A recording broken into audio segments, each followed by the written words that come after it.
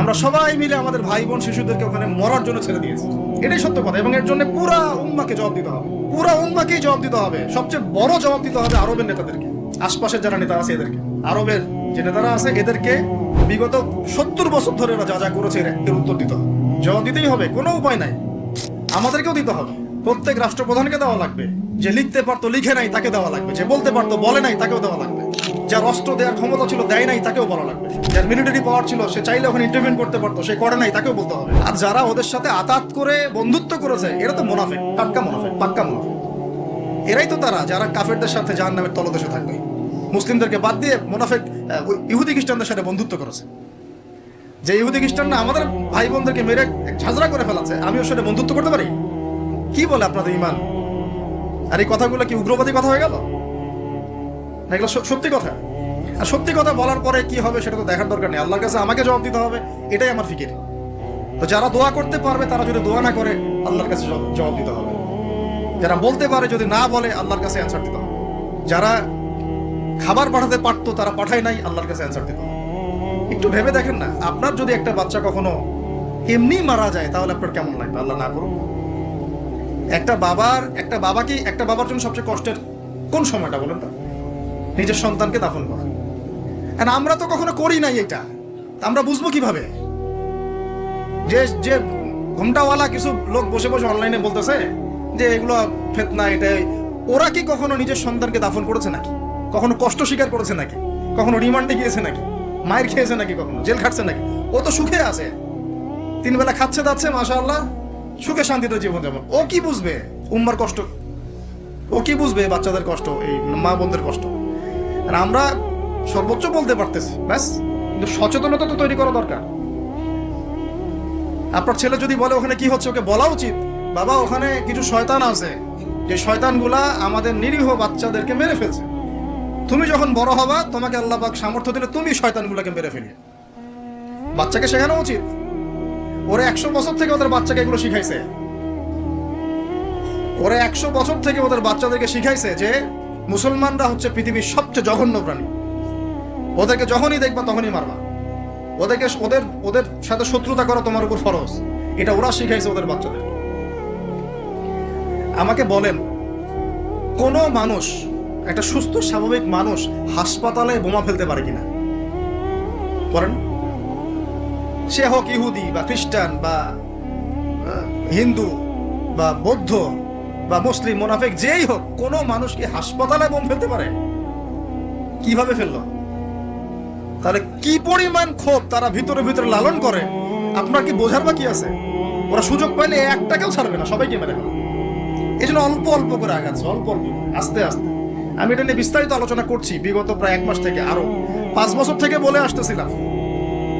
Last 1 মাসে আপনারা দেখছেন এখন কি হচ্ছে। ধারাবাহিক এরকম সেশন আসবে ইনশাল্লাহ। আরো অনেক কথা আছে, কিভাবে এই জায়গা তারা আসলো, এটা 4টাখানি কথা না, বিশাল হিস্ট্রি। এমন অনেক সময় হয়েছে, এগুলো কিছুই না, এমন অনেক সময় হয়েছে 1 দফাতে 2.5 লক্ষ মানুষকে মেরেছে তারা ওই জায়গাতে, 1 দফাতে। 1940 সালের কথা বলছি, এক্স্যাক্টলি 1939 সালের জুলাইয়ের দিকের কথা, 1939 সালের দিকের কথা বলছি। ওই সময় এরা 2.5 লক্ষ মানুষকে মেরেছিল। 2.5 লক্ষ মানুষ আপনাকে কি মনে হয়? এভাবে যদি আমি পরিসংখ্যান দিতে থাকি এখানে আজকে 3টা-4টা বাজে। আমার কাছে কিতাবও আছে রেডি করা, এবং ইনশাআল্লাহ আল্লাহ পাক চাইলে ওটা পাবলিশও হবে ইনশাআল্লাহ। তখন আপনার বাসায় পড়ে নিয়ে দেখেন কি হচ্ছে আসলে। তো মূল কথাটা হচ্ছে, ভাই আমি তো দোয়া করতে পারি, আমার তো করা উচিত, আমার ব্যথিত হওয়া উচিত, আমার কুনুতে নাজেলা পড়া উচিত। যদি আমার আরো বড় সামর্থ্য থাকতো অ্যাটলিস্ট ওখানে ত্রাণ পৌঁছানো উচিত ছিল, বা আরো যদি বড় ক্ষমতা আল্লাহ পাক আমাকে দিতেন তাহলে ওদের মুখের সামনে বলা উচিত ছিল এটা অন্যায়, জুলুম, এর প্রতিবাদে আমরা জাতিগতভাবে পাশে আছি ফিলিস্তিনিদের, এবং মুসলিম রাষ্ট্রগুলোর ঐক্যবদ্ধ হয়ে একটা ফোরাম গঠন করা উচিত ছিল এদের বিরুদ্ধে। কিসের শান্তি চুক্তি আর কিসের নেগোসিয়েশন? কোনো কথা আর বাকি আছে? এদের সাথে একটা ভাষাই বাকি আছে এখন, অস্ত্রের ভাষা, যুদ্ধের ভাষা। একটা ভাষাতেই কথা বলা বাকি আছে, আর কোনো ভাষাই নেই এদের সাথে কথা বলার। তুমি হাসপাতালে বোম ফেলে 600টা মুসলিম বাচ্চাকে হত্যা করে ফেলছো, তোমার সাথে কিসের কথা? একটা কথাই হতে পারে, সেটা হলো যুদ্ধের ভাষা, অথবা এই পুরো ভূমি থেকে তোমরা চলে যাবা পশ্চিমে। এটাই ছিল আমাদের ভাষা। কিন্তু বিগত 75 বছর ধরে আমরা এগুলো করতে পারি না। 1টা 2টা বছর না রে ভাই, 75 বছর ধরে আমরা এগুলো করতে পারি না। তো আমি এখানে গলা ফাটাই, আমার আবেগ ঝেড়েও কি লাভ হবে তাও জানি না।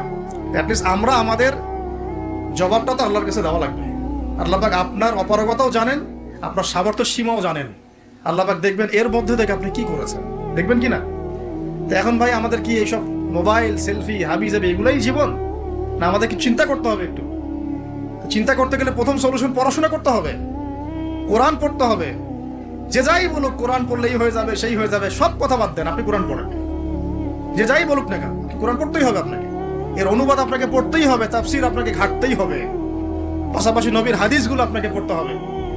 অবশ্যই কোনো না কোনো আলেমের সোহবতে থাকতে হবে। উদ্বাস্তুর মতো জীবনযাপন করবেন না এই 10-20 জন সার্কেল নিয়ে। ওলামায়ে কেরামদের মধ্যে যারা হক্কানি ওলামায়ে কেরাম, তাদের কাছে এসে পরামর্শ করে চলাফেরা করবেন, যাতে আপনি বিভ্রান্তির শিকার না হন, পরামর্শ করতে পারেন। এই বাংলাদেশে কি আলেম ওলামার অভাব আছে? যত তাদের মধ্যে বিভক্তি থাক, যতই তারা একে অপরের সাথে কলুশনে থাক না কেন, যত দল থাক, তারপরেও আপনি ওলামায়ে কেরামের সাথেই থাকবেন। এবং হকপন্থী চিনে নিবেন। হকপন্থী আর মুনাফেক চেনার সবচেয়ে উপযুক্ত সময় কোনটা সেটাও বলে দিই।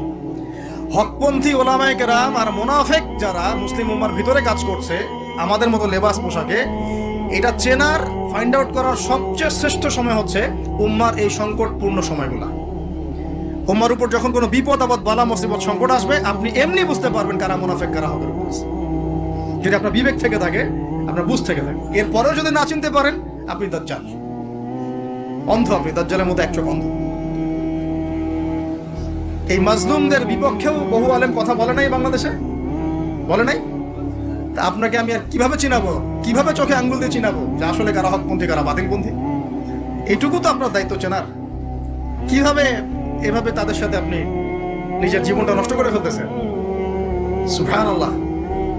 আল্লাহ পাক আপনাদেরকে হেফাজত করুন, সঠিক পথে রাখুন, ওলামায়ে কেরামের সোহবতে থাকুন, হকপন্থী ওলামায়ে কেরাম। আর ভাই প্রতিদিন যে সুন্নাহগুলো আছে এগুলো আমল করেন, নিজের উপর একটা সংশোধন নিয়ে আসেন। আল্লাহ পাক ততক্ষণ পর্যন্ত আমাদেরকে বিজয় দিবেন না যতক্ষণ না আমরা পরিপূর্ণ ইসলামে প্রবেশ করতেছি। আর পরিপূর্ণ ইসলাম মানে কি শুধু জুমার নামাজ পড়া, শুধু ঈদের নামাজ পড়া? আমাকে বলেন, আপনারা তো জানেন সবকিছু। পরিপূর্ণ ইসলাম মানে কি? 5 ওয়াক্ত নামাজ তো আপনাকে পড়তে হবে। আল্লাহ যদি তৌফিক দেন, সামর্থ্য দেন, তাহাজ্জুদও পড়তে হবে, চেষ্টা করতে হবে, নফল আমল বাড়াই দিতে হবে, জিকির আজগার, তেলাওয়াত, তাসবিহ, তাহলিল বাড়াই দিতে হবে, আল্লাহর কাছে কান্নাকাটি বাড়াইতে হবে, ফিতনা থেকে দূরে আসার চেষ্টা করতে হবে, এই জগতের মোহ ছাড়তে হবে। যতটুকুতে আমার জীবন চলে যায় বাস এতটুকুতেই।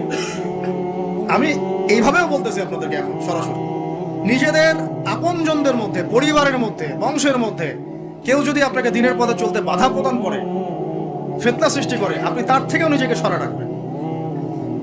কারণ দিন আপনার, জীবন আপনার, মানে দিন আমার, জীবন আমার, ইহকাল আমার, পরকাল আমার, জবাব আমার। আমার অন্য কারো দ্বারা প্রভাবিত হয়ে দিন নষ্ট করা যাবে না, যাবে? অনেক সময় হয় না, আমাদের বংশে, পরিবারে, কাছের অনেক মানুষ আপনাকে দিনের পথে চলার ক্ষেত্রে প্রতিবন্ধকতা সৃষ্টি করতেছে। আমি বলতেছি না ওদের সাথে আপনি সম্পর্ক নষ্ট করে দেন, কাট অফ হয়ে যান, এটা বলতেছি না। বলতেছি আপনি ইসলামিক দূরত্ব মেনটেন করেন, আপনি নিজেকে নিয়ে থাকেন, আপনি আল্লাহকে নিয়ে থাকেন। এক আল্লাহই আপনার জন্য যথেষ্ট, ইনশাআল্লাহ কাউকে লাগবে না। ইনশাআল্লাহ কেউ যদি না থাকে, এক আল্লাহই আপনার আমার জন্য যথেষ্ট। এটা কি বিশ্বাস করেন কিনা? এই আল্লাহ পাকই আমাদেরকে বাঁচিয়ে রাখছেন, আল্লাহ পাকের হাতেই আমাদের জীবন, আল্লাহ পাকই আমাদেরকে খাওয়ান। আল্লাহ থাকলে কিচ্ছু লাগে না। আর যারা আল্লাহ নাই, সারা দুনিয়া মিলেও তাকে সুখ দিতে পারবে না, তার কিছুই করতে পারবে না।